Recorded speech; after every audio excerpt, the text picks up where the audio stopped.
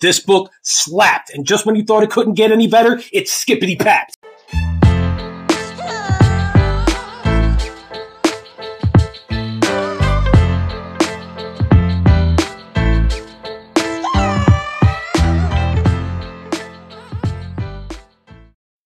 Hello, welcome to the Black and Blue Collar Reader. Today I'm going to be reviewing We Are the Dead by Mike Shackle. This is the first book in the Last War trilogy. This book was released in 2019. I have seen so many good reviews in the Twitter sphere about this book on Goodreads, on YouTube, and I just couldn't wait to pick it up. It is a darker fantasy book, and that is right up my alley, and I am just impressed by what an amazing book this was. So let's get into what this book was about. I'm going to touch on the structure. This book is, throughout this book, it is based on 8 days of revolution. It is also, we have POV chapters where each chapter is a POV's name, and we follow on through that. We do have 5 POVs in this story, the first being Dren, the second being Darius, the third being Tinstra, Yaz, and Jax. And I will get into all 5 of those characters in a little bit. I do want to start off with kind of the premise and what goes down in the beginning of this book. We pick up in the country of Gia, and they have a neighboring country of Igril that have always been their enemy. The Igril are seen as barbarians, very unintelligent, and the Gia have a military, an elite military caste of fighters named the Shulka, and they have always protected Gia from the Igril. The Shulka have a moniker, and that moniker is the title of this book, We Are the Dead, and the Igril could never match their military prowess as much as they tried, until the Igril stumble upon long-forgotten magic that has not been seen in these countries in centuries. And the Igril attack with mythical creatures, transportation devices, and sorcerers, and the Igril just decimate the Shulka, and they take over Gia and its cities. So, this book is pitched as the bad guys have won, and that is what has happened. The Igril are a very religious group of people, and they want to force the Gians to follow their religion. They decimate all these towns and cities. Many people did not survive this, but the surviving people are who we follow throughout this book. And we essentially have 3 groups of these surviving people. We have 2 of our POVs are common people who are just trying to get through every day, take care of themselves, feed their families, without stepping on toes, because the Igril will execute you if you do not follow their rules, or even if you look at them the wrong way. The Igril soldiers are called skulls. They have white masks and white armor, and they will, execute you for looking at them the wrong way. We also have another group of people that are kind of like a Lost Boys with a leader that is kind of like a mercenary group that, is trying to kill every skull that they can in the shortest amount of time.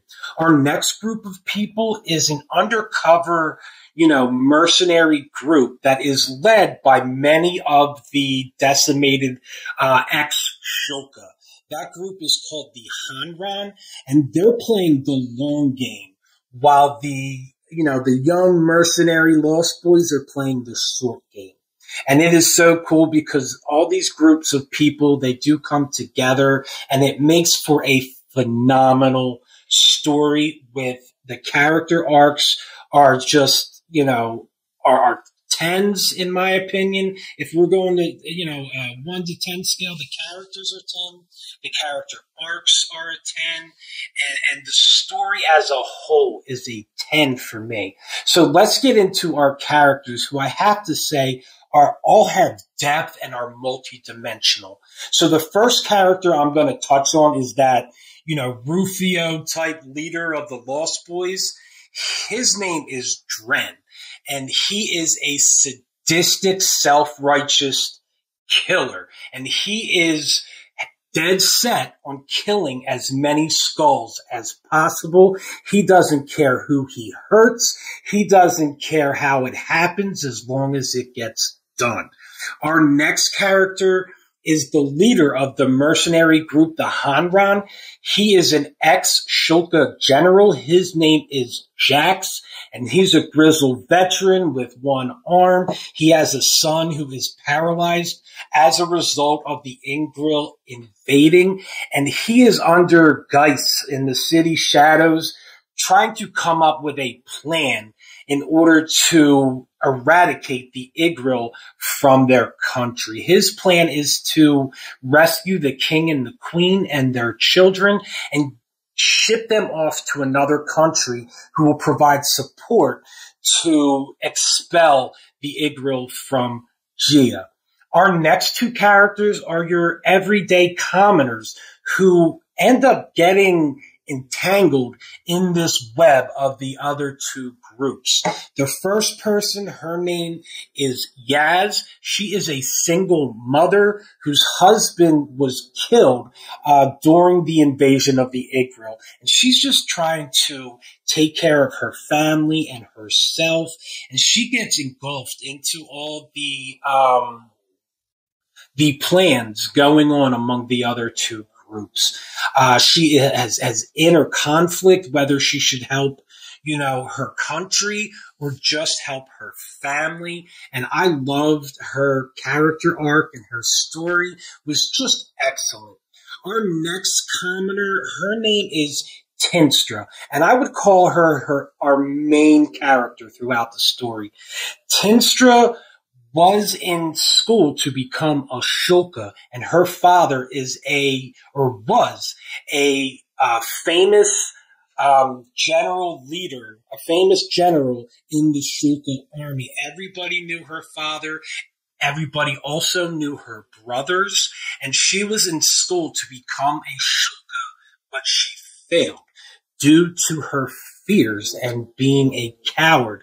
And it was just awesome to get inside her head, and her conflict of whether she should save herself or do the right thing and try to save others.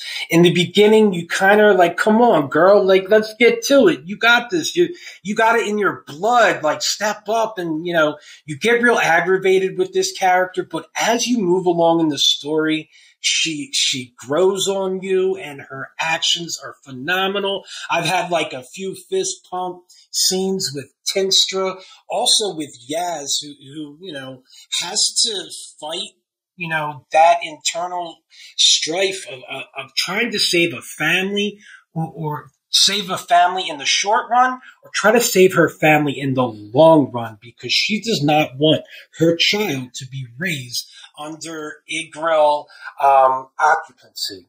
And we also get strife between these other two groups. The Lost Boys, kind of run by Dren, who, hates everybody. He doesn't, Dren was a commoner, and he looked down on the Shulka because they treated him poorly, and he just wants to kill everyone and everything, and he doesn't care if he ruins plans for the Hanran, who are trying to save the city by, rescuing the king and the queen and their children of this city. And our last and final POV is actually what the Igril call a chosen. He's kind of like an evil sorcerer. His name is Darius, and this guy is a sadist. He has a scene in this book where I understand why they compare Mike Shackle to Quentin Tarantino. There is a scene in this book with Darius that is very reminiscent of the gory and gruesome scene in Reservoir Dogs. But Mike Shackle, where, Tarantino's scene was a definite 10, Mike Shackle kicks it up to a 12 in this scene in brutality alone. I don't know why I love that scene so much. It was just, it was good, man. It was so good. And, like I said, this book in a whole was absolutely phenomenal. I couldn't stop reading this book. I was supposed to put this book down for the Keymark Discord readathon in April, and I just kept looking at it out of this, and I just had to pick it up. I would read when I could because I was so invested in these characters. Like I said, they were so well fleshed out. Their conflicts with themselves and others just felt so real. And I just love this whole story. Go get these books. I'm telling you. So now let me just give you like my one minor gripe, and I have a major gripe, but I'll let you know that in a second. So my minor gripe was the world building. Yeah, we got some cities and we got just a little bit of the religion and a little bit of the theology as to why the Igril invaded. We don't really dive into their motives, and because the Igril have invaded due to religious zealotry, and they want everyone to follow, their prophet or their god. And we only got a little bit of that, and we only got a little bit of the Giants' religion. I want to see more of that in the coming books. I'm sure that will be fleshed out a little more because we did not get introduced to the Igril god in this book. So I believe that's probably coming in later books, and I believe this world is going to become more rich in history, in theology, and geography as we move along in the series. My one major gripe of this series was I didn't buy the books. I got all of these on Kindle, and now I want these books, man. I want them to sit up on my shelf and look pretty. I love the covers. They're very horror-like, and I think they're gorgeous.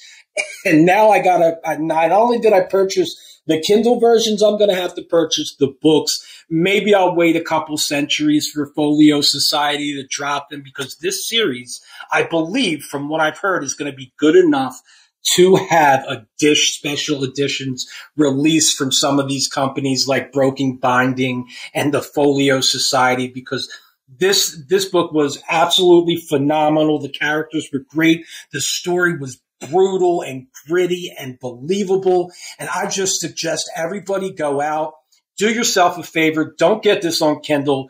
Buy those regular books, because you'll be feeling sorry like I am right now. Hey, I hope you like this quick review of We Are the Dead by Mike Shackle. I'm going to be dropping more reviews in the coming weeks. I am finishing up Blood Meridian by Cormac McCarthy. I'm also slowly getting through The Empire of Silence by Christopher Rucchio. I'm a Philly boy.